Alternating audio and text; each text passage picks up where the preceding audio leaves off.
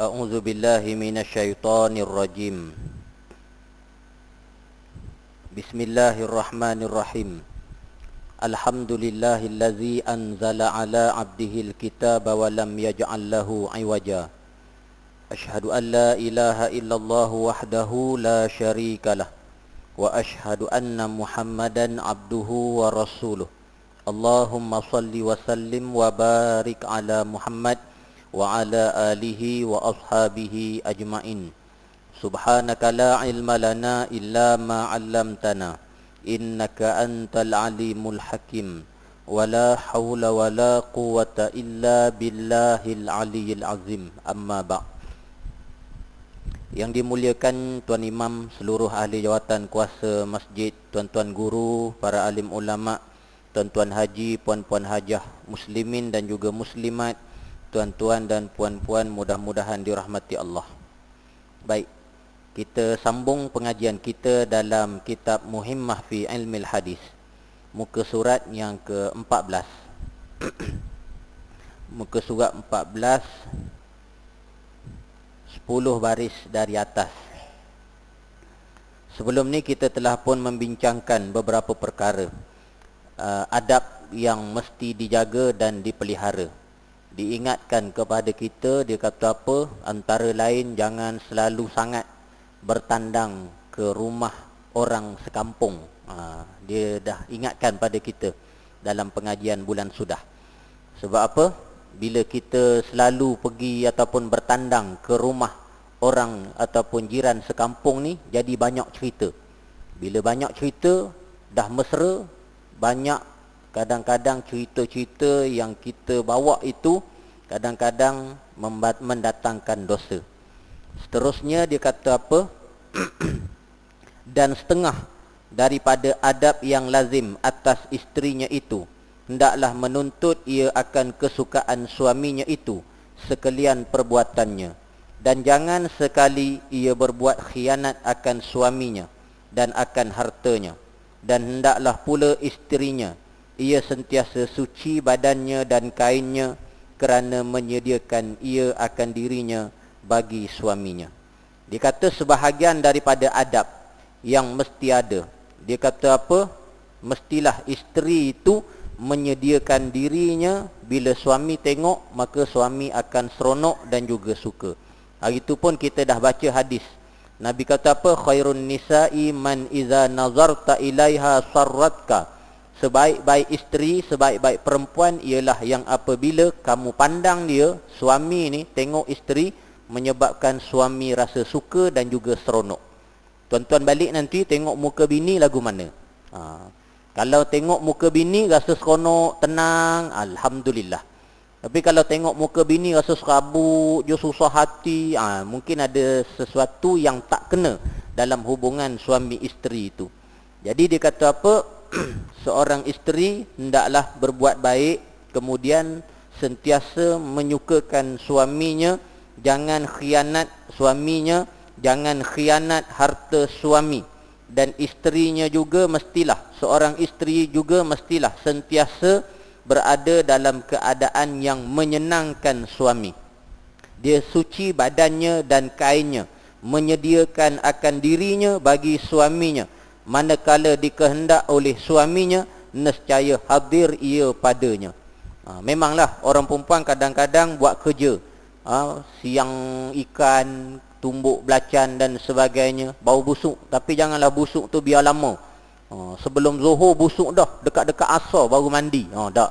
Tapi kena sediakan dirinya ataupun dia ni sentiasa berada dalam keadaan yang bersih, dia kata. Kemudian dia kata janganlah pula bangkit atas suaminya sebab elok rupanya atau sebab banyak hartanya, dan jangan pula menghina-hinakan akan suaminya itu kerana fakir dan miskin. Janganlah dia ni ikut suami, dia ni taat suami sebab apa? Sebab suami handsome, sebab suami dia kacak, maka dia pun seronok ada suami yang seumpama itu. Ataupun jangan dia suka suaminya kerana hartanya banyak, tapi bila harta dah tak ada ataupun harta tak cukup, ataupun suami dah tak handsome, menyebabkan dia tak suka pada suaminya. Tak boleh begitu. Kita kahwin dulu memanglah. Kahwin, suami handsome, kacak, ganteng. Lepas tu bini kita pun lawa. Tapi perkahwinan ini, cantik ini, handsome ni, kacak ini, dia tak kekal. Dia tak kekal. Sebab tu Nabi SAW dia kata tungkahul mar'atu li arba'in. Dinikahi perempuan itu kerana 4 perkara. Biasanya orang pilih pasangan hidup dia kerana 4 perkara ni, kata Nabi. Kerana apa? Li jamaliha, kerana comel. Tengok muka, berkenan sungguh. Sebab apa? Bila dia senyum je nampak dusung pipit tu. Berkenan sungguh. Jadi sebab lawa. Ada yang kahwin kerana walimaliha, kerana harta dia. Sebab dia ni harta banyak. Tanah ada 18 keping, misal contoh. Ni jenis harta banyak ni. Maka dia kahwin mungkin kerana hartanya. Wali hasabiha, kerana keturunan dia, kerana nasab dia. Ada orang pilih sebab dia ni anak orang hebat-hebat, anak bangsawan, anak Tan Sri, Datuk Sri. Walaupun kadang-kadang kita tak tahu dia tu berseri ke tidak. Tapi sebab dia ni keturunan jenis bangsawan, orang panggil yang amat berbahagia. Kita pun tak tahu dia bahagia sungguh ke tidak. Jadi ada orang mementingkan dari sudut keturunan ataupun nasab. Mungkin dia ni orang Jawa, dia nak jaga kejawaan dia akan pilih nasab keturunan Jawa juga. Selain Jawa, mak tak akan setuju. Noktah. Tak ada bincang panjang dah. Sebab apa? Kerana nasab, kerana keturunan. Banjar pun serupa. Aku amun kada Banjar, dah hendak. Gitulah lebih kurang. Kalau tak Banjar, tak nak. Datanglah mana-mana pun, dia akan tolak. Kerana apa? Kerana dia kahwin kerana nasab ataupun keturunan. Walidiniha, dan kerana agama. Dinikahi seseorang itu kerana agama. Lalu Nabi kata fazfar bizatiddin. Dalam banyak-banyak ni, pilihlah yang ada agama, yang agamanya kukuh, yang agamanya kuat. Taribat yadak, nescaya kamu akan puas hati. Sebab apa? Sebab agama ni bermula daripada sebelum kahwin, lepas kahwin, dalam usia perkahwinan yang agak panjang lama sampai mati, dia akan bawa agama. Adapun comel, harta ataupun keturunan, dia tak akan bawa ke mati. Kahwin dulu memang comel. Tengok gambar masa kahwin dulu. Siap ada kerih tu. Ada kerih. Lepas tu siap bersamping apa semua. Datang pula orang bersilat-silat depan kita. Kita pun naik seh. Masa tu lawa, comel. Bini kita pun comel masa kahwin. Sekarang ni dah 30 tahun kahwin. Comel tak lagi? Tak comel dah. Tapi kalau ada agama, walaupun muka berkedut, tapi agama ada, insya-Allah dia comel selama-lamanya.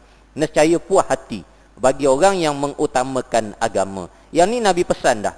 Jadi dalam kitab ni dia pesan apa? Dia pesan janganlah seorang isteri itu dia bangkit atas suaminya, dia ni seronok ada suami itu dengan sebab elok rupanya, sebab handsome, atau dengan sebab banyak harta. Dan jangan pula menghina-hina akan suaminya itu kerana fakir dan miskin. Sebab suami ni mungkin fakir ataupun miskin, maka dia menghinanya. Dan jangan sekali-kali menyakiti akan suaminya pada suatu hal, sama ada perbuatan atau perkataan atau pada kelakuan. Isteri tak boleh menyakiti suami sama ada melalui perbuatan ataupun perkataan ataupun kelakuan. PL perangai. Perbuatan dia tak boleh melakukan perbuatan yang suami tak suka. Cakap dia, cara dia tidak boleh menyebabkan suami marah dan masam muka. Maka jikalau adalah salah suatu daripada yang tersebut itu, nescaya celakalah perempuan yang demikian itu sehabis-habis celaka, dan lagi akan menyesallah ia pada hari akhirat sehabis-habis sesal daripada segala perbuatan yang menyakiti akan suaminya dalam dunia ini. Maka tiada jua suatu faedah, kerana bukan ketika itu dan bukan pula waktunya. Dia kata kalaulah seorang isteri itu menyakiti suami, sama ada melalui perbuatan ataupun perkataan, nyejik suami dia, ataupun dia saja buat sesuatu yang suami jadi sakit hati, maka perempuan ini dikatakan akan menerima padah, dia akan menyesal di hari akhirat. Dan dia kata apa? Akhirat itu adalah sesuatu yang tidak ada faedah bagi siapa-siapa yang menyesal. Akhirat itu nanti esok-esok di hari akhirat, bila manusia dibangkitkan, manusia bangkit dalam keadaan menyesal. Yang menyesal di hari akhirat itu tidak ada sebarang faedah. Dia kata tak guna menyesal di hari akhirat. Usah kata akhirat, tuan-tuan, dunia ni pun kita nak undur balik tak boleh. Akhirat tu memang nak undur balik, nak balik semula ke dunia memang tak boleh dah. Yang tuan-tuan baca, yang tuan-tuan dengar subuh Jumaat imam membaca surah Sajadah tu, walau tara izil mujrimuna nakisu ru'usihim 'inda rabbihim tu. Walau tara izil mujrimuna nakisu ru'usihim 'inda rabbihim. Kalau kamu tengok orang-orang yang melakukan kejahatan, mereka akan tunduk muka. Sebab apa? Sebab malu di hadapan Allah Subhanahu wa taala. Nakisu ru'usihim, tundukkan kepala mereka, tunduk sebab malu dan juga menyesal. Menyesal di hari akhirat, tak boleh nak balik semula ke dunia. Rabbana absarna wa sami'na farji'na na'mal salihah. Mereka minta supaya balik semula. Wahai Tuhan kami dah tengok dan kami dah dengar azab Engkau ya Allah, balik kami semula ke dunia. Kami akan beramal soleh. Ketika tu mereka menyesal. Menyesal di hari akhirat, dia tak boleh nak patah balik. Menyesal kat dunia ni pun tak boleh nak undur. Kalau kita boleh undur, boleh patah balik, ramai ni yang ada depan saya ni, termasuk saya ni, nak jadi muda balik. Kalau boleh nak jadi ketika umur 17 tahun dulu, 18 tahun dulu. Nak tak tuan-tuan? Seronok tak? Seronok tak? Tuan-tuan umur 40, 50, 60, kalaulah boleh. Tak boleh umur 17, umur 25, tak apa dah. Seronok tak? Seronok. Tapi boleh tak? Tak boleh. Tak boleh nak patah balik. Kalau aku tahu barang naik harga, tobatlah hum. Tobatlah hum. Tobatlah hum lagu mana? Banyak kali dah, khabar dah, ingatkan dah. Tak dengar juga. Jadi nak patah balik semula tu, nak ghostan balik tu, tak boleh dah. Akhirat pun sama. Manusia nak patah balik, nak menyesal di atas perbuatan dia, manusia dah tak boleh. Jadi dia kata apa? Dalam kitab ni dengan bahasa yang unik, dia kata apa? Kerana bukan ketika itu dan bukan pula waktunya. Dia menyesal tu di hari akhirat adalah bukan waktunya. Nak buat baik adalah ketika di dunia. Nak buat baik ketika ada suami. Dan dia sambung lagi, dia kata apa? Dan hendaklah ia berkhidmat akan sekalian pekerjaan yang di rumah suaminya itu sekira-kira kuasa atasnya. Dia ni, seorang isteri ni hendaklah berkhidmat. Khidmat ini daripada perkataan Arab yang asalnya khadam. Khadal mim, khadam. Khidmah. Anggota perkhidmatan awam. Ialah anggota yang jadi khadam kepada orang awam. Sebab tu orang kerja kerajaan ni, dia menguruskan hal-hal berkaitan dengan orang awam. Duduk kat pejabat agama, orang nak nikah, mari pejabat agama, kes cerai, kes kelahi depan Tok Qadi apa semua ni nak menyelesaikan. Kita ni duk dengar je. Suami duk maki bini, bini pun maki suami. Suami saya memang tak guna ustaz. Kita pun tengok lah. Bila kita nak tenangkan, ustaz pun sama tak guna. Dia marah juga kita kadang-kadang. Iyalah. Ada yang tak tahan sabar tu. Dah berkelahi, dia berkelahi suami isteri, kita kadang-kadang nak tenangkan dia. Nak taukih apa semua sampai kita pun kena maki. Jadi nak cerita apa? Anggota perkhidmatan awam ni, kita ni kadang-kadang berkhidmat, bekerja untuk orang awam. Khadam. Kira khadam ni kalau ikut bahasanya memang kuli sungguh lah, gitulah lebih kurang. Jadi bini kita ni tidaklah sampai tahap kuli, tapi dia kena memberikan perkhidmatan. Dia berkhidmat kepada suami dia, mengurus rumah tangga suami itu. Dia kata sekira-kira kuasa, sekadar kemampuan dia. Sesungguhnya telah diriwayatkan daripada Asma anak Saidina Abu Bakar As-Siddiq radhiyallahu anhuma, bahawa sesungguhnya ia berkata telah mengahwinkan akan daku oleh Az-Zubair. Dia kata telah mengahwin akan daku oleh Az-Zubair. Asma ni siapa? Anak Abu Bakar. Dia merupakan kakak kepada Aisyah radhiyallahu anha. Asma adalah kakak kepada Aisyah radhiyallahu anha. Aisyah radhiyallahu anha berkahwin dengan Rasulullah sallallahu alaihi wasallam. Asma binti Abu Bakar ini dia berkahwin dengan Az-Zubair bin Al-Awwam.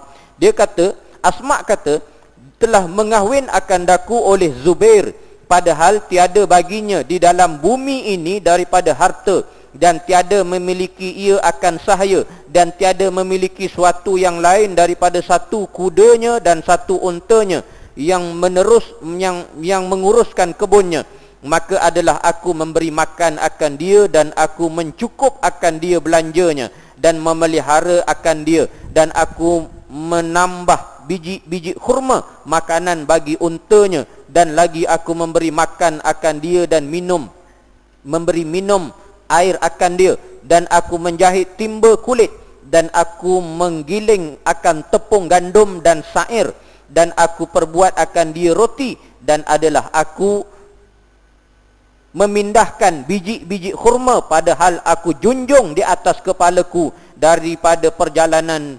2/3 parsah jauhnya, hingga menyuruh akan daku oleh bapakku Abu Bakar As-Siddiq radhiyallahu anhu dengan satu khadam perempuan berkhidmat akan daku, maka memadai akan daku dan memeliharakan ia akan daku, maka seolah-olahnya memerdekakan ia akan daku daripada berkhidmat itu, maka adalah sebaik-baik perempuan itu adalah cita-citanya itu membaikkan dirinya dan memeliharakan badannya, dan mengerjakan pekerjaan yang di dalam rumahnya, serta sembahyang fardu yang 5 waktu dan puasa pada bulan Ramadan, dan memeliharakan ia akan farajnya, dan mengikut bagi suruh dan tegah suaminya, nescaya masuklah perempuan itu ke dalam syurga Tuhannya. Ui, panjang cerita ni tuan-tuan. Faham ke tidak? Macam tak faham tu. Kena baca, kena ulang 2-3 kali baru nak faham. Baik, saya ringkaskan dan saya perjelaskan. Asma ni dia cerita, dia berkahwin dengan Az-Zubair bin Al-Awwam.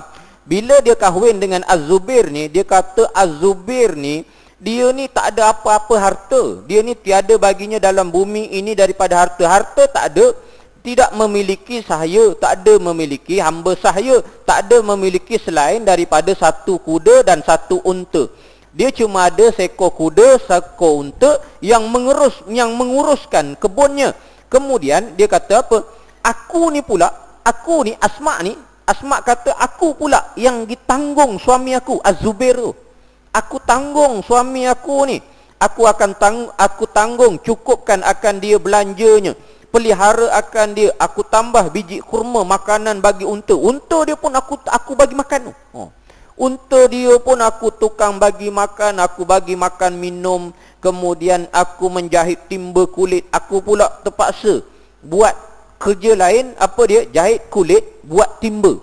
Dulu orang menggunakan kulit ini sebagai satu bahan utama. Dulu mana ada industri plastik, gayung, cebok apa semua, tak ada. Dulu semua pakai kulit. Pelana kuda, pelana unta apa semua pakai kulit. Kita sekarang ni semua biasanya pakai plastik apa semua dah. Teknologi dah moden dan juga maju. Kemudian dia kata, dan aku ni bekerja, berkhidmat apa semua ni, menggiling tepung gandum, sair, aku buat roti, kemudian aku pindahkan biji-biji kurma ni, kurma-kurma ni aku pindahkan, aku junjung atas kepala aku, berjalan kaki pula 2/3 parsah. 2/3 parsah ni lebih kurang dalam satu batu lah. Lebih kurang dalam satu batu perjalanan, duk junjung biji kurma ni apa semua ni, nampak payah sangat, teruk sangat kerja ni, sampai ayah aku Abu Bakar As-Siddiq radhiyallahu anhu, dia cadangkan kepada aku supaya aku lantik ataupun aku upah satu orang khadam perempuan yang berkhidmat dengan aku, supaya aku ni ambil satu orang suri rumah, bibi lah, senang. Ambil bibi, pengurus rumah tangga ataupun orang gaji, supaya bila dah ada bibik ni aku boleh relax.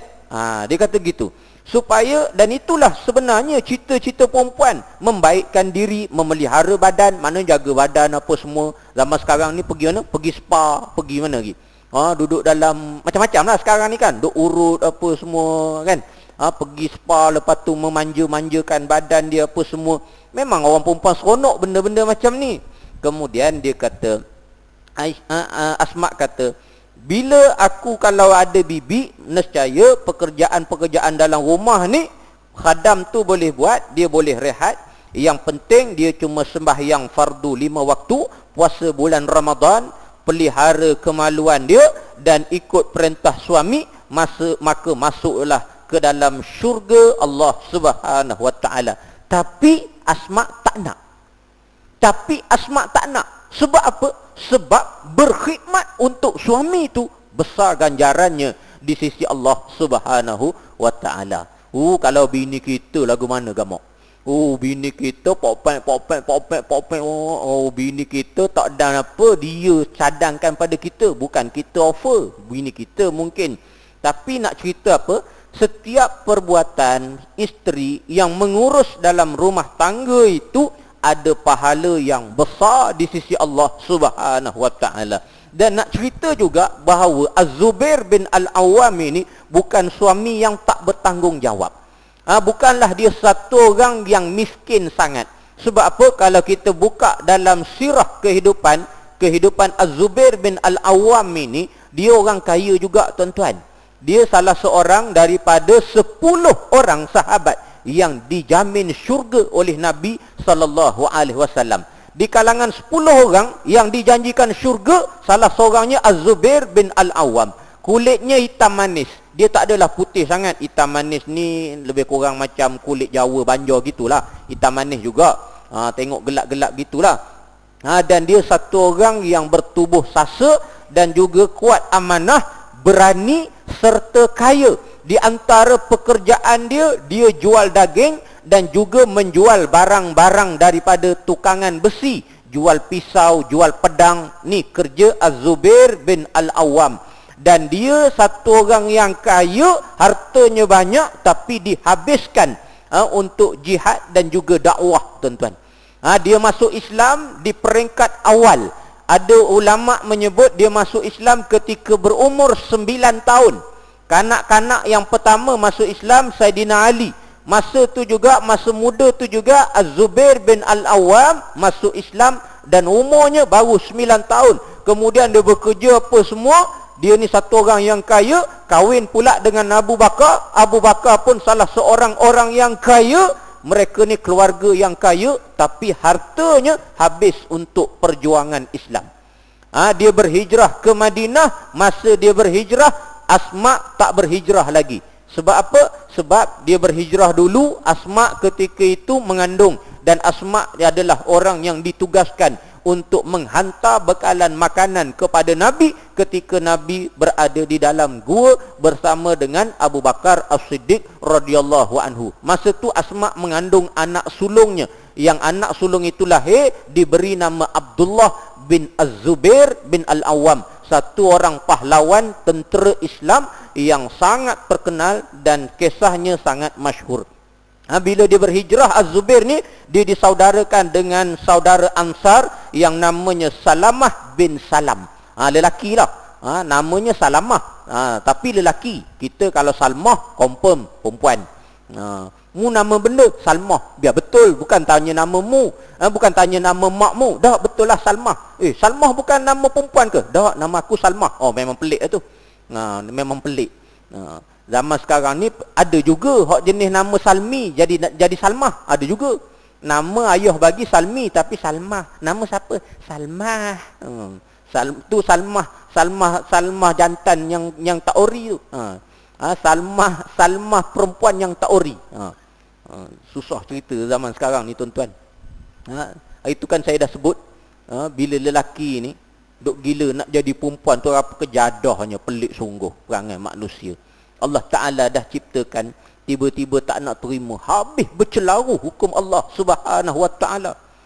Bayangkanlah, tuan-tuan, dalam keadaan kita hari ini, ramai masyarakat yang jahil, ramai yang tak tahu. Tambah-tambah masyarakat kita ni juga, kita tengok seolah-olah macam mengiktiraf golongan ni. Iktiraf bagaimana? Bila kahwinkan anak, juru makeup, tukang solek, tu lah, hak jenis lembut tu. Tak apa ustaz, dia lembut. Memanglah lembut sebab belum kerah lagi. Buatnya lepas ni dia jadi kerah. Juru makeup, asal tukang makeup je, tu hak jenis pondan tu. Asal nak cari pondan je, tukang makeup. Ni masalah kita ni. Kita seolah-olah mengiktiraf. Mengiktiraf golongan yang seumpama ini. Sebenarnya kita kena asuh, kena lorongkan kepada mereka. Kamu jantan, tetap jantan. Kamu lelaki, tunjuk kerah sikit. Ini dia solek, muka comel apa semua. Agak-agak kalau dia berjalan kat luar, dia nak buang air, dia masuk tandas mana? Agak-agak tuan-tuan lah. Agak-agak tuan-tuan. Kalau dia berjalan apa semua, tiba-tiba nak buang air, dia masuk tandas lelaki ke tandas perempuan?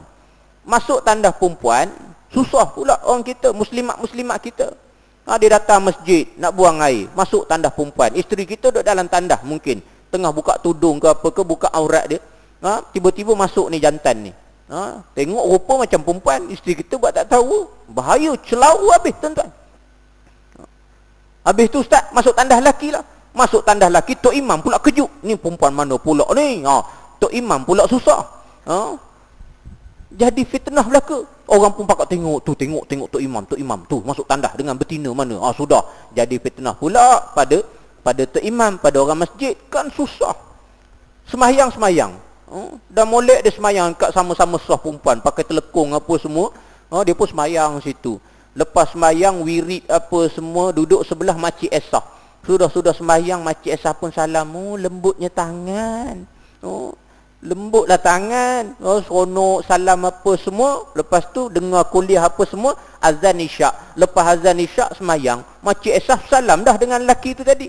Kalau ikut mazhab kita, lelaki bersentuh dengan perempuan yang bukan mahram dia, maka batal wuduk. Dah apa cerita ni? Bahaya tuan-tuan. Belum lagi kisah demo nak pergi Mekah ke apa, nak pakai pakaian ihram, susah habis. Pakaian ihram lelaki dah tutup sebelah. Tak kena pula dengan body demo. Pakai ihram perempuan tak boleh. Sebab apa? Memakai pakaian yang berjahit. Dia melanggar salah satu daripada 13 pantang larang ketika berihram. Habis rosak sistem syariat dan juga sistem kehidupan kita bila kita tak ikut garis panduan, bila kita tak ikut agama. Jadi nak cerita apa? Nak cerita bahawa Asma ni, balik pada perbincangan kita, Asma binti Abu Bakar ni, dia kata dia buat kerja macam-macam dan ayah dia Abu Bakar mencadangkan dia supaya ambil bibik. Tapi dia tak nak. Sebab apa? Sebab dia berkhidmat untuk suami itu. Besar pahalanya di sisi Allah Subhanahu wa ta'ala. Di samping dia melaksanakan sembahyang fardu 5 waktu, puasa pada bulan Ramadan, menjaga kehormatan, kemaluan dia, kemudian dia ikut perintah suami ataupun dia mengikut larangan-larangan yang ditegah oleh suami, dia taat, menescaya dia boleh masuk ke dalam syurga Allah Subhanahu wa ta'ala. Besar peranan isteri, besar tanggungjawab isteri dalam mengurus rumah tangga. Suami juga besar peranan dia mencari rezeki untuk diberikan nafkah pada isteri yang taat tersebut. Sebab tu dulu-dulu kan, dulu susah. Walaupun susah, kita pun bekerja keras dan juga berusaha untuk menyara keluarga. Anak orang dulu-dulu ramai, bukan macam zaman sekarang. Zaman dulu tanya berapa anak? 11. Sikit. Sikit. 11 sikit zaman dulu. Orang sekarang tanya berapa anak engkau? 4 orang. Ui, ramainya anak. 4 orang ramai dah sekarang ni. Zaman dulu 11 tu biasa. Belas-belas. Satu keluarga biasa. Belas-belas. Sekarang ni kalau anak berapa? Kita kata ada 13. Ni berapa orang ibu? Dia tanya berapa orang ibu pula. Dulu seorang ibu 18 anak. Dulu suami pula buat kerja sendiri tu. Pergi ke bendang apa. Bendang bukan zaman sekarang. Zaman sekarang kita tanya berapa keping haji? Adalah 17 keping. Larat ke haji? Alah, upah je, bangla ramai. Zaman sekarang semua upah je.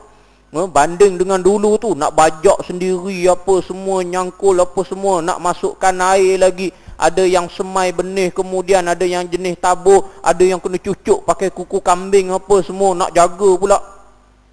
Kemudian macam-macam lah tuan-tuan. Macam-macam. Saya ingat masa saya kecil-kecil dulu, ada ayah buat apa? Orang-orang ke apa? Orang panggil apa? Orang-orang ke apa? Patung-patung. Buat sabuk kelapa, kepala apa semua ni. Kemudian apa? Yalah buat patung-patung nak halau burung. Ayah saya halau burung. Baru ni jumpa dengan ayah satu orang, ayah YB Pasir Panjang. Dia tanya, kau anak kadir ke? Oh, anak kadir. Oh, kadir tu dulu baik dengan aku. Dia cerita pergi sana apa semua. Tapi kadir ni jenis kuat. Dia disebut. Saya tak nak sebutlah parti tu. Kadir ni jenis kuat tu. Dia pasang ceramah Mak Sabu dengan Haji Hadi. Tengah bendang tu, dia kata, ngalau burung. Dia cerita, memang saya ingat sungguh. Ayah saya tu pasang dekat orang-orang tu, pasang speaker apa semua. Lepas tu dengan sambung wayar panjang, pasang ceramah tu.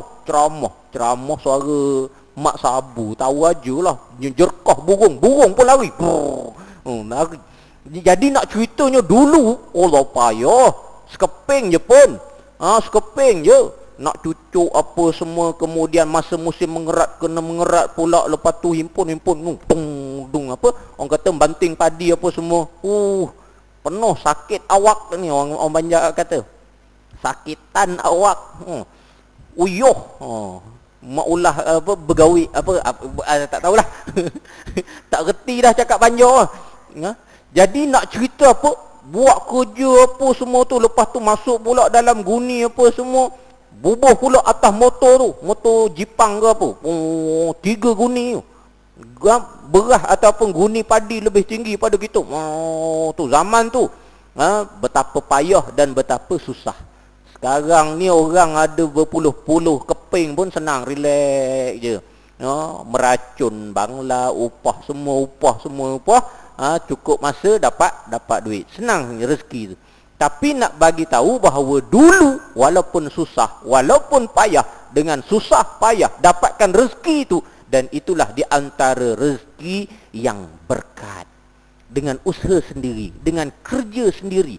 Sebab tu anak 18 orang alhamdulillah jadi orang belaka. Jadi berjaya belaka, alhamdulillah, syukur pada Allah Subhanahu Wa Taala. Nak cerita apa? Isteri dia ada tanggungjawab dia pada suami. Suami juga ada tanggungjawab yang mesti ditunaikan. Kemudian dia kata apa? Ini suatu tambih. Tambih ni apa? Tambih ni peringatan. Ini satu peringatan pada menyatakan kebinasaan atas lelaki yang mempunyai isterinya sebab berkahwin. Kebinasaan pada lelaki sebab apa? Sebab kahwin. Kita duk fikir kahwin seronok je.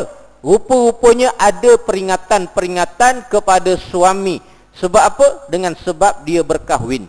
Antara yang disebut di antara afatun nikah, di antara cabaran-cabaran ataupun peringatan-peringatan kesusahan dengan sebab berkahwin ini, bahaya berkahwin ini, dia kata antara lain seorang lelaki kena as-sabru ala akhlaqihinna. Seorang lelaki, suami, mestilah bersifat sabar di atas perangai dan juga akhlak isterinya.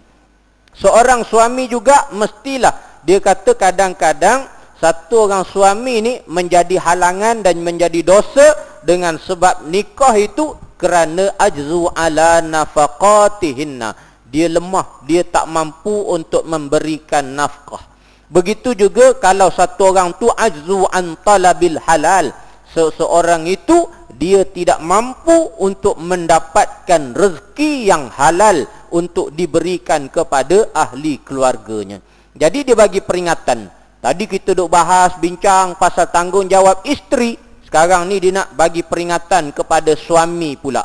Sebab suami seronok je, padan muka bini aku, kena dah.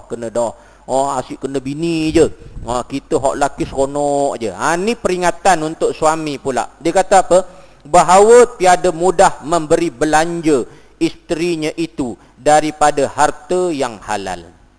Dia kata sebahagian daripada kebinasaan lelaki yang ada isteri dengan sebab berkahwin ialah beberapa perkara. Setengah daripadanya tiada mudah memberi belanja isterinya itu daripada harta yang halal, padahal wajib atasnya itu memberi nafkah. Maka adalah berkahwin itu sebab yang meluaskan dalam menuntut makanan yang haram, istimewa pula pada zaman sekarang ini. Maka adalah di dalamnya itu membinasakan dirinya dan membinasakan ahlinya. Dia kata apa? Bila satu orang lelaki berkahwin, dia wajib memberi nafkah kepada isterinya. Nak cari nafkah ini kadang-kadang menyebabkan satu orang lelaki dia sampai melanggar batas yang diharamkan oleh Allah Subhanahu wa taala. Nak cari yang halal tak mampu, kemudian dia cari dan dia ambil bawa balik rezeki yang haram. Yang haram ini bukan sahaja untuk dia, bahkan diberikan juga masuk dalam mulut isterinya. Maka ini merupakan satu kebinasaan yang membinasakan suami dan membinasakan ahli keluarganya. Dia bagi ingat, suami-suami pastikan yang datang, yang masuk dalam rumah itu adalah daripada harta yang dihalalkan oleh Allah Subhanahu wa taala. Adapun segala orang yang bujang, ghalib ia sejahtera daripada demikian itu. Adapun orang bujang, kadang-kadang Allah Ta'ala selamatkan dia daripada yang sedemikian itu. Sebab apa? Sebab orang bujang hidupnya tak sama sebagaimana orang yang kahwin. Orang bujang tak makan nasi 3 hari pun tak apa. Pagi-pagi makan roti, esok roti canai, 3 hari roti canai pun tak apa. Seminggu roti canai. Seorang dia je, tak apa. Tapi kalau ada isteri, ada anak pula, ai bang, takkan hari-hari roti canai, muka saya pun dah roti canai dah ni. Takkan macam tu. Kita kalau seorang-seorang kita Maggi telur pun tak apa. Seminggu Maggi telur, Maggi telur, Maggi telur. Cuba bagi bini makan Maggi telur, Maggi telur. Kentut pun busuk bau telur dah. Agak-agak lalu. Tak lalu. Justru disebabkan lemah ataupun tak mampu nak mencari nafkah nak diberi pada isteri ni, ada orang diambil lorong yang diharamkan oleh Allah Subhanahu wa taala, maka membinasakan dia, membinasakan juga ahli keluarga dia. Dah dapat berim kan? Berim cukup apa? 500 tak cukup. Dengan barang naik apa semua ni. Makanan sekali makan pun tuan-tuan. Dulu kalau RM5 tu boleh makan 2 orang lagi. Suami, isteri, insya-Allah cukup. Dulu zaman 10 tahun dulu pun bukan lama, 10 tahun dulu. Ada duit RM5, berani lagi berhenti kedai makan. Sekarang ni RM5 seorang, tak confident tu. Silap-silap kena basuh pinggan tu. Makan tak bayar. Sebab apa? Sebab kos sara hidup sekarang ni dia beza. Terpaksa. Sebab tu kadang-kadang orang terpaksa buat 2-3 kerja. Pagi-pagi pergi pejabat, balik pejabat, kemudian buka stall burger, jual burger pula. Sudah buat jual burger apa semua, malam pula tutup stall burger, jadi gigolo pula. Ada juga jenis lagu tu.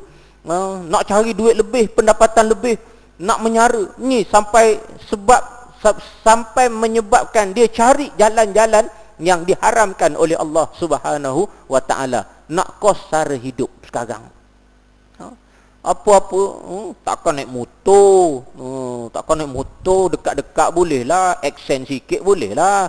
Setakat pergi masjid surau boleh lah naik motor. Ni kawan-kawan ke apa, orang jemput kenduri sana apa semua, naik motor musim hujan pun, takkan naik motor tuan-tuan. Setakat nak berlakon aku boleh. Saya naik motor, hari-hari naik motor. Memanglah dekat-dekat, perjalanan dekat. Ni kena naik kereta. Nak bayar kereta pula kadang-kadang rakyat kita di Malaysia ni separuh dari gaji bayar kereta je. Separuh daripada gaji bayar untuk kereta. Installment bulan-bulan, campur maintenance, campur minyak apa semua, separuh gaji habis kepada kereta je. Tu belum lagi nak bayar rumah, bayar sewa rumah ataupun bayar bil api, bil air apa semua, bil telefon top, macam-macam. Agak-agak cukup ke? Tak cukup. Dengan sebab tak cukup inilah kadang-kadang ada manusia dia ambil ataupun dia pilih jalan singkat. Jalan singkat itu ialah dengan melakukan perkara-perkara mencari rezeki yang diharamkan oleh Allah Subhanahu wa taala. Sebab tu dalam kitab ni dikata apa? Istimewa pula zaman sekarang ini. Ni masa kitab ni ditulis lama dah. Zaman dulu lagi. Ni zaman sekarang ni lagi dahsyat, lagi teruk. Maka adalah di dalamnya itu membinasakan dirinya dan membinasakan ahlinya. Sebelum kahwin, kadang-kadang kita tak buat dosa, tapi bila kahwin kadang-kadang menjadi dosa. Seorang isteri boleh menjadi berdosa selepas kahwin bila mana lepas kahwin dia sangat-sangat menuntut kesempurnaan pada suami dia. Mungkin lepas kahwin dia tak suka ataupun dia benci mertua, mak ataupun ayah suami dia tak suka, dia benci, maka berdosa isteri. Ataupun bawa masuk orang yang tidak diizin oleh suami ke dalam rumah, isteri jadi berdosa. Sebab apa? Sebab kahwin tersebut keluar rumah tanpa izin suami, berdosa isteri. Taat suami dalam perkara maksiat, suami suruh buat maksiat, ikut juga, maka berdosa si isteri. Ataupun seorang isteri yang bertabarruj, ikhtilat tanpa batas dan sebagainya, dia berdosa. Kemudian seorang suami juga boleh mendatangkan dosa pada diri dia. Sebab apa? Sebab mungkin lepas kahwin dia lalai ataupun dia abaikan ibu bapa dia. Sebelum kahwin elok je dia jaga mak ayah dia, lepas kahwin dia abaikan mak ayah. Dosa suami ni. Sebab apa? Dengan sebab berkahwin. Lepas kahwin dia berubah. Ataupun dia makan harta isteri, isteri dia ada harta, suami tukang curi pula harta isteri, dia ambil pada suami, berdosa suami kerana sedemikian rupa. Ataupun dia tak didik isteri dengan ajaran agama. Sebelum kahwin bukan tanggungjawab dia, lepas kahwin menjadi tanggungjawab dia. Tak didik dengan didikan agama, berdosa suami. Ataupun perangai buruk pada isteri, sebelum kahwin tak jadi tanggungjawab pada dia, lepas kahwin dia bertanggungjawab untuk bergaul dengan isteri dia dengan baik, dengan elok. Tapi suami berperangai huduh dan buruk pada isteri, berdosa suami. Pukul isteri tanpa ada alasan-alasan, ataupun pukul isteri sebab perkara-perkara yang remeh yang tak dibenarkan oleh syarak untuk pukul, dia pukul isteri, maka berdosa si suami. Ataupun satu orang suami yang apabila tidak berlaku persefahaman dalam rumah tangga, dia sengaja mendera isteri dengan tidak mahu talak isterinya. Biar dia, aku tak nak ceraikan dia, biar dia rasa. Dia tak nak cerai satu hal, nafkah tak bagi, apa tak bagi. Ni berdosa juga ni. Bila dah tahu hubungan suami isteri itu tak boleh nak diselamatkan, dan jalan akhirnya, jalan yang lebih baik adalah dengan berpisah. Tapi kerana marah ataupun kerana dendam, sakit hati punya pasal, si suami tak nak lepaskan isteri dan sengaja menyeksa isteri tergantung tanpa bertali, maka ini juga merupakan satu dosa. Dosa sebab apa? Sebab perbuatan jahat itu dosa kerana dia berlaku khianat pada si isterinya. Masuk waktu isyak ya.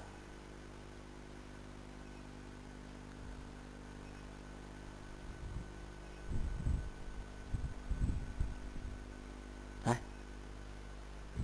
2 minit lagi. Jam saya dah sampai masa.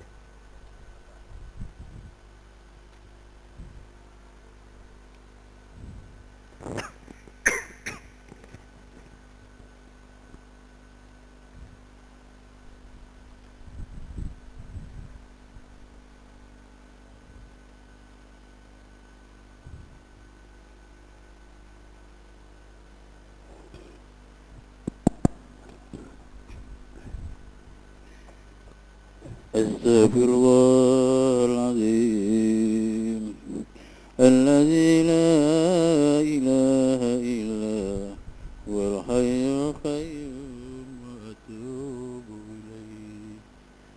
Subhanallah walhamdulillah wa la ilaha illallah wallahu akbar wa la hawla wa la quwwata illa billahil aliyyil azim. Allahumma salli ala Muhammad, Allahumma salli ala Sayyidina Muhammad wa ala alihi wa sahbihi wa barik wa sallim. Ya Karim, Ya Rahman, Ya Rahim, Ya Allah. Allahu Akbar, Allahu Akbar, Allahu Akbar, Allahu Akbar, Allahu Akbar. أكبر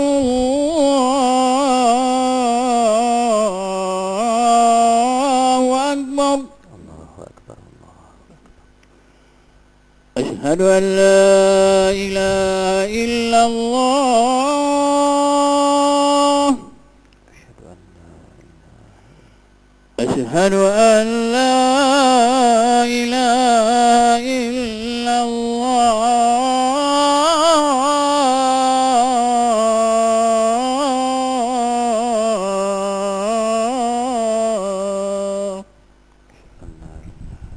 أشهد أن محمد رسول الله محمد رسول الله. أشهد أن محمد رسول الله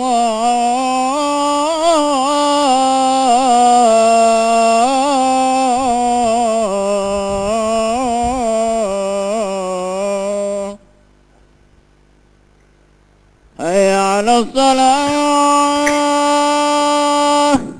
لا حول ولا حي على الصلاة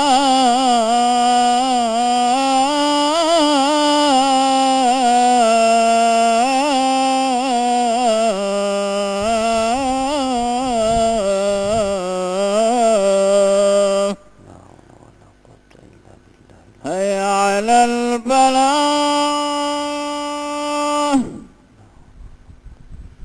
حي على الفلاح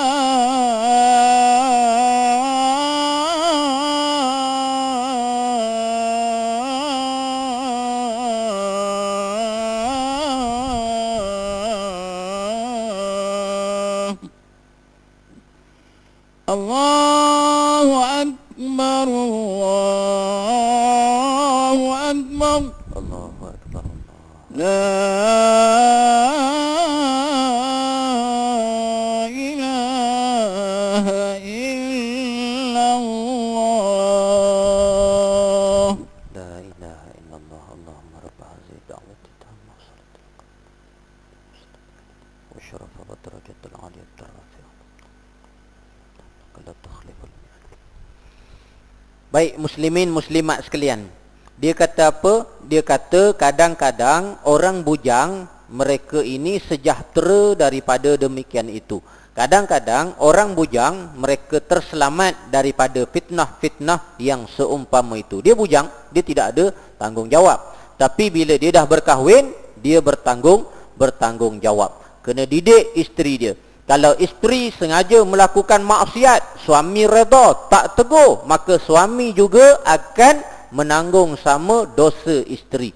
Takut-takut esok-esok kebajikan si suami ni, suami buat kebajikan banyak atas muka bumi, esok-esok di hari akhirat habis semua kebajikan-kebajikan suami dengan sebab apa? Membiarkan isteri dalam keadaan jahil melakukan maksiat, menyebabkan amal kebajikan suami ditolak oleh Allah Ta'ala. Dan dia kata apa? Dan tersebut di dalam hadis Nabi sallallahu alaihi wasallam bahawa sungguhnya seorang hamba Allah diperhentikan ia pada dekat neraca pada hari kiamat, dan adalah baginya daripada beberapa kebajikan seumpama bukit yang besar. Kemudian maka ditanya akan dia daripada memeliharakan ahlinya dan daripada hartanya dan daripada dirinya dengan memeliharakan mereka itu, dan ditanya daripada hartanya daripada mana ia mengusahakan akan dia dan pada apa membelanjakan akan dia hingga habis segala amalnya yang kebajikan, dan dituntut balas bagi kejahatannya itu, dan tiada tinggal baginya satu kebajikan jua pun. Menyeru oleh malaikat, yakni berteriak ia di hadapan orang yang banyak dengan katanya, inilah orang yang memakan akan segala amal kebajikannya itu oleh segala ahlinya di dalam dunia, dan terkaya ia pada hari ini dengan segala amalnya. Jadi ada riwayat yang menyebut Nabi SAW menceritakan ada seorang hamba Allah berada di timbangan pada hari kiamat. Kemudian Allah Subhanahu wa taala menunjukkan kepadanya beberapa kebajikannya yang banyak, yang besar seumpama bukit. Kemudian ditanya akan dia daripada memeliharakan ahlinya. Ditanya kepada lelaki yang bawa amalan yang banyak besar bukit ini, adakah dia telah menjalankan tanggungjawab dia terhadap ahli keluarganya. Dan ditanya juga kepadanya berkaitan dengan hartanya, daripada mana dia dapat dan ke mana dia belanjakan. Bila ditanya berkaitan dengan ahlinya, rupa-rupanya dia tidak menjadi suami ataupun tidak menjadi ketua keluarga yang baik, menyebabkan amal kebajikannya ditolak oleh Allah Subhanahu wa taala. Allah bagi ingat pada kita, qu anfusakum ya ayyuhallazina amanu, wahai orang-orang yang beriman, qu anfusakum, jaga diri kamu, wa ahlikum, dan ahli keluarga kamu, naro, daripada menjadi bahan bakar api neraka. Allah ingatkan kepada kita, ada orang manusia yang tidak menjaga ahli keluarganya, menyebabkan amalan kebajikannya ditolak, dan pada hari akhirat dia menjadi orang yang rugi, tuan-tuan, wal iyazubillah. Sebab tu kalau ada isteri yang tidak mengikut perintah Allah Subhanahu wa taala, suami kena bertanggungjawab. Dia tanggung dosa dan dia juga jawab di hadapan Allah Subhanahu wa taala. Hari-hari buat maksiat. Contoh yang remeh, tak pakai tudung, mendedah aurat dan sebagainya. Suami pun reda, seronok pula tengok bini dia bersalam. Oh, seronok tengok, pelik sungguh. Dia pun seronok juga, duk salam dengan bini orang, salam dengan anak dara orang. Oh, pelik sungguh manusia. Bini dia satu hal dah, dia sendiri pun tak jadi contoh yang baik. Tu belum lagi dalam bab-bab agama, dalam bab-bab ilmu, perkara-perkara yang lain. Akan datang kita akan bincangkan tanggungjawab suami untuk mendidik isteri berkaitan dengan ilmu akidah, ilmu tauhid, ilmu ibadah, fiqh, ilmu akhlak, tasawuf dan sebagainya. Dan kalau suami tidak berkuasa untuk mendidik isterinya, maka suami adalah haram melarang isterinya daripada keluar untuk mendalami ataupun mempelajari ilmu-ilmu ini. Suami kena izinkan dan wajib izinkan isteri untuk belajar. Baru-baru ni saya ceramah kursus kahwin, perkahwinan. Kadang-kadang saya saja tes. Tes tentang ni bakal-bakal pengantin ni pun, nak kira bab haid dia apa semua pun kadang-kadang tak tahu. Kita duk cerita begini, ialah perkahwinan, kita pun duk perjalankan apa semua berkaitan dengan ilmu apa, sekurang-kurang suci berapa hari? Dah kira, sudah. Tak tahu tu. Sekurang-kurang suci berapa hari? Tuan-tuan, hak lelaki, suami-suami ni rajin ke masjid ni. Hak rajin ke masjid ni, boleh jawab? Sudah. Hak tak rajin ke masjid lagi lah, tak tahu caca merbak. Kita tanya tu, dalam peserta tu, hak lelaki ada, yang perempuan pun ada, kita ingatkan dia apa semua, sajalah test kan, tanya. Sekurang-kurang suci orang perempuan berapa hari? Sekurang-kurang suci orang perempuan 15 hari. Kita pun tanya sekurang-kurang haid berapa lama? 6 hari, 7 hari. Ada. Yang 6 hari, 7 hari itu dia punya sekurang-kurangnya. Dalam kitab fiqh, yaumun walailah, 1 hari, 1 malam. Dan sepanjang-panjang maksimum ataupun paling lama, tempoh paling panjang, paling lama haid berapa lama? Berapa hari? Tempoh paling lama 15 hari. Bila 15 hari tempoh paling lama, tempoh suci berapa lama? Sudah. Ada yang tak tahu, tak boleh nak jawab. Sekurang-kurang suci, tempoh haid yang paling lama ialah 15 hari. Bila tempoh paling lama 15 hari, tempoh sekurang-kurang suci ialah 15 hari. Kalau nak kira dalam tempoh sebulan itu. Tempoh dia yang paling sekurang-kurang suci ialah 15 hari. Kemudian sekurang-kurang haid ialah 1 hari 1 malam. kita pun saja tanya setempoh paling panjang suci berapa lama pula? Duduk kira. Tempoh paling panjang suci selama-lamanya bagi perempuan yang menepos. Dia dah menepos, dia selama-lamanya dia suci. Jadi tempoh paling panjang. Jadi benda ni kadang-kadang orang lelaki anggap, kita orang lelaki ustaz, kita tak ada masa lah nak cerita-cerita sembang tu suci ke hidup ke apa semua. Selalu tanya bini je, okey malam ni, okey. Malam ni okey, tak boleh, bendera merah contoh. Itu je, kita tak kira pun hari-hari ni. Dah, kena tahu juga walaupun kita lelaki. Sebab apa? Cerita-cerita bab fiqh, bab perkara-perkara ni ditulis oleh ulama-ulama. Dan kalau kita tengok, buka kitab-kitab muktabar, ulama-ulama yang membincangkan, yang membahaskan ini adalah ulama yang laki-laki. Imam Syafi'i, Imam Nawawi, Imam Ramli, semua imam-imam ada tuan-tuan cerita buka buku fiqh, yang buku fiqh ataupun kitab fiqh muktabar ni ditulis oleh ulama perempuan ada? Tak ada. Ulama lelaki. Dah. Supaya kita juga, saya tak haid ustaz. Memanglah kita tak haid. Ulama dulu pun tak haid juga.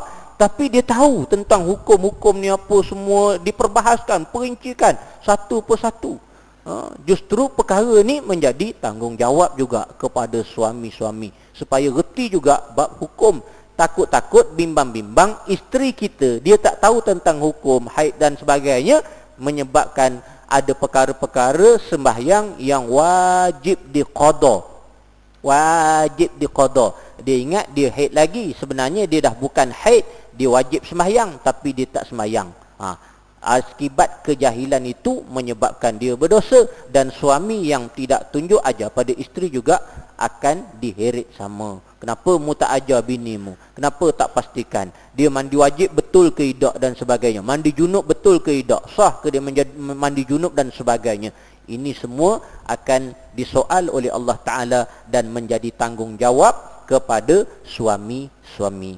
Cukup sekadar itu, saya kira mudah-mudahan ada manfaat yang boleh kita ambil dan kita kongsi bersama. Akan datang dia akan cerita lagi lebih lanjut berkaitan dengan apa yang disebut oleh ulama-ulama berkaitan dengan amalan lelaki yang akan digantung oleh Allah Subhanahu Wa Taala dengan sebab mereka tidak menjaga ahli keluarganya. Dia akan ceritalah satu-satu perkara-perkara yang mesti dimainkan ataupun peranan ke atas suami. Barulah bini kita duduk sebelah tu, baru sama adil. Tadi aku kena 1-0, sekarang suami aku pula kena 1 sama. Dia kata sama-sama kena. Kena tu bukan untuk mencari salah tak, tapi nak memperbetulkan, nak memperelokkan diri kita. Suami jadi elok, isteri jadi elok, keluarga jadi elok. Aqul qawli hadza wa astaghfirullahal azim li wa lakum ولسائر المسلمين والمسلمات والمؤمنين والمؤمنات إنه هو الغفور الرحيم وبالله التوفيق والهداية. السلام عليكم ورحمة الله وبركاته. أعوذ بالله من الشيطان الرجيم. بسم الله الرحمن الرحيم. الحمد لله رب العالمين والصلاة والسلام على أشرف الأنبياء والمرسلين وعلى آله وصحبه أجمعين. رضينا بالله ربا وبالإسلام دينا وبمحمد صلى الله عليه وسلم نبيا ورسولا. اللهم افتح علينا فتوح العارفين وارزقنا فهم النبيين بجاه خاتم الأنبياء والمرسلين. اللهم إنا نعوذ بك من منكرات الأخلاق والأعمال والأهواء. اللهم اجعلنا من الذين يستمعون القول فيتبعون أحسنه. ربنا آتنا في الدنيا حسنة وفي الآخرة حسنة وقنا عذاب النار. وصلى الله على محمد وعلى آله وصحبه وسلم والحمد لله رب العالمين. تقبل الله منكم. تقبل يا